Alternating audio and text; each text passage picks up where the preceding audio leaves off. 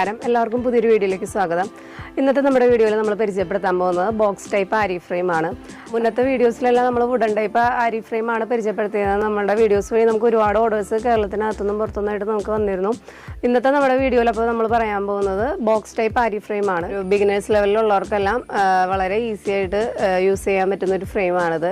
വളരെ കംഫർട്ടോട് കൂടി ചെറിയ ഇൻവെസ്റ്റ്മെൻറ്റിൽ നമുക്കൊരു ഫുൾ ലെങ്ത് ബ്ലൗസൊക്കെ ഈ ഫ്രെയിമിൽ സിമ്പിളായിട്ട് ചെയ്തെടുക്കാം.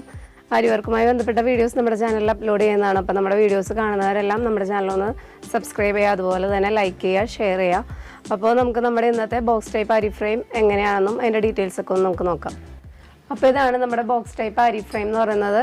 ഇതിങ്ങനെ രണ്ട് സെറ്റായിട്ടാണ് വരുന്നത്. അതായത് ഇതിൻ്റെ ഒരു ബോഡി പാർട്ടും പിന്നെ അതിനായിട്ട് വേണ്ട 4 ലെഗും. മെറ്റലിൽ വരുന്ന ഫ്രെയിമാണിത്. ഇതിൻ്റെ അളവെന്ന് പറയുന്നത് 18x24 സൈസിലാണ് നമ്മുടെ ഫ്രെയിം വരുന്നത്. മെറ്റലിൽ റൗണ്ട് ഫ്രെയിം എല്ലാം നമ്മൾ കണ്ടിട്ടുണ്ട്. ആ ഫ്രെയിം എന്നൊക്കെ പറയുമ്പോൾ നമുക്ക് അതിനകത്തൊരു വുഡൻ ടൈപ്പ് ഒരു റൗണ്ട് ഫ്രെയിം കൂടെ എക്സ്ട്രാ വെച്ചിട്ടാണ് അതിൽ ക്ലോത്ത് ഫിക്സ് ചെയ്തിട്ടാണ് നമ്മൾ വർക്കെല്ലാം ചെയ്യാം. പക്ഷേ ഈ ഒരു നമ്മുടെ ബോക്സ് ടൈപ്പ് ആരി ഫ്രെയിമിൽ എക്സ്ട്രാ ഫ്രെയിമിൻ്റെ ഒന്നും ആവശ്യമില്ല. നമുക്കിപ്പോൾ ഒരു ഫുൾ ബ്ലൗസ് തന്നെ ഈ ഒരു ഫ്രെയിമിൽ നമുക്ക് ചെയ്തെടുക്കാനായിട്ട് പറ്റും. അപ്പോൾ ഒരു വലിയൊരു കോട്ട് ഫ്രെയിം വാങ്ങിക്കണമെങ്കിലൊക്കെ വളരെയധികം ഇൻവെസ്റ്റ്മെൻറ്റ് കുറവാണ് നമുക്ക് ഈ ഒരു ബോക്സ് ടൈപ്പ് ആരി ഫ്രെയിമിന്. അപ്പോൾ നമുക്ക് ഈ ഫ്രെയിം എങ്ങനെയാണ് ഫിക്സ് ചെയ്യുന്നതെന്നൊന്ന് നോക്കാം. അതിനായിട്ട് നമുക്ക് ഈ ഫ്രെയിം ഒന്ന് ജസ്റ്റ് ഒന്ന് കവിഴ്ത്തി വെക്കാം. അതിനുശേഷം ഈ 4 ലെഗും ഈ ഫ്രെയിമിൻ്റെ 4 സൈഡിലേക്ക് നമുക്ക് അറ്റാച്ച് ചെയ്ത് കൊടുക്കണം. അതിനായിട്ട് ലെഗ് കമിച്ചതിന് ശേഷം ഈ 2 സൈഡിലും നമ്മൾ ഇതുപോലത്തെ ഒരു റൗണ്ടിലുള്ള ബുഷ് കൊടുത്തിട്ടുണ്ട്. അത് രണ്ടും നന്നായിട്ട് ടൈറ്റ് ചെയ്യാം. ബോക്സ് ഫ്രെയിമിൻ്റെ ഈ ലെഗിൻ്റെ ഹൈറ്റ് നമുക്ക് ചെറുതായിട്ടൊന്ന് അഡ്ജസ്റ്റ് ചെയ്യാനായിട്ട് സാധിക്കും. അപ്പോൾ നിങ്ങളുടെ പൊസിഷൻ അനുസരിച്ച് ഫ്രെയിമിൻ്റെ ഹൈറ്റ് കുറച്ച് നമുക്ക് അഡ്ജസ്റ്റ് ചെയ്യാനായിട്ട് പറ്റുന്നതാണ്. ഇതുപോലെ നമുക്ക് 4 ലെഗും ഫിക്സ് ചെയ്യാം. 2 സൈഡിലെ ബുഷും നമുക്ക് നന്നായിട്ട് ടൈറ്റ് ചെയ്യണം. 2 സൈഡിലും ടൈറ്റ് ചെയ്യുമ്പോഴാണ് നമുക്ക് ഈ ലെഗ് കറക്റ്റായിട്ട് ടൈറ്റായിട്ട് ഇരിക്കുകയുള്ളൂ. അപ്പോൾ നമ്മൾ 4 ലെഗും 2 സൈഡിലും നമ്മൾ നന്നായിട്ട് ടൈറ്റ് ചെയ്തിട്ടുണ്ട്. ഇപ്പം നമ്മുടെ സ്റ്റാൻഡ് ഫിക്സ് ആയിട്ടുണ്ട്. ഈ ഒരു ഹൈറ്റിലാണ് നമ്മളുടെ ഫ്രെയിം ബോക്സ് ഫ്രെയിം നമ്മൾ സെറ്റ് ചെയ്തേക്കുന്നത്. നമുക്കിപ്പോൾ ഇരുന്ന് വർക്ക് ചെയ്യാനൊക്കെ ആയിട്ട് ഹൈറ്റ് കറക്റ്റ് ആയിരിക്കും. ഇപ്പം നിങ്ങൾക്ക് വേണമെന്നുണ്ടെങ്കിൽ ഇവിടെ നമുക്ക് നമ്മുടെ ഈ ഫ്രെയിമിൻ്റെ ഹൈറ്റ് അഡ്ജസ്റ്റ് ചെയ്ത് വെക്കാവുന്നതാണ്. ഇതുപോലെ 4 സൈഡും നിങ്ങൾക്ക് ഈ ഫ്രെയിമിൻ്റെ ഹൈറ്റ് അഡ്ജസ്റ്റ് ചെയ്യാനായിട്ട് സാധിക്കും.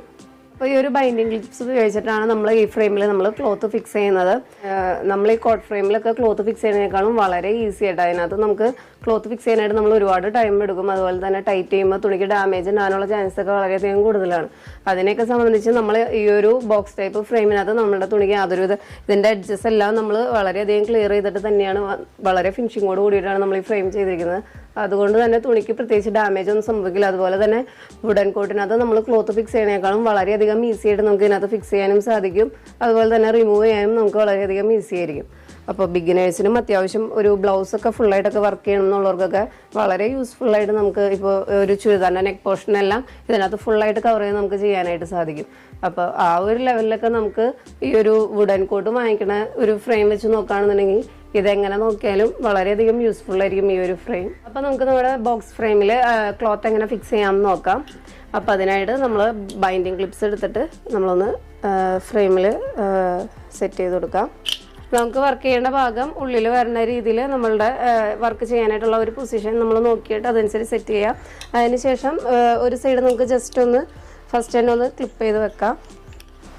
അതിനുശേഷം നമുക്ക് ബാക്കിയുള്ള സൈഡ് നമുക്ക് ടൈറ്റ് ചെയ്ത് നമുക്ക് കറക്റ്റ് ചെയ്ത് വയ്ക്കാം.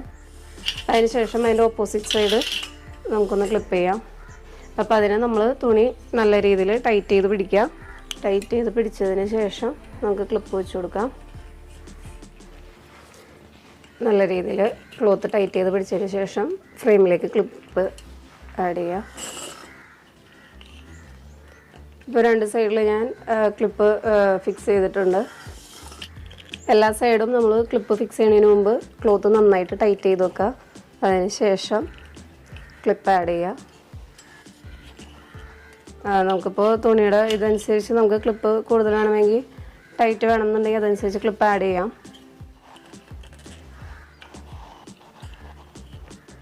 ഫസ്റ്റ് ടൈം ചെയ്യുമ്പോൾ നമുക്ക് വേണമെങ്കിൽ ക്ലോത്ത് അത്ര ടൈറ്റ് ആയില്ല എന്നുണ്ടെങ്കിൽ നമുക്ക് ഓരോ ക്ലിപ്പും നമുക്ക് ഊരിയെടുത്തിട്ട് അതുപോലെ തന്നെ നമുക്ക് ക്ലോത്ത് നന്നായിട്ടൊന്ന് വലിച്ചു പിടിക്കാം.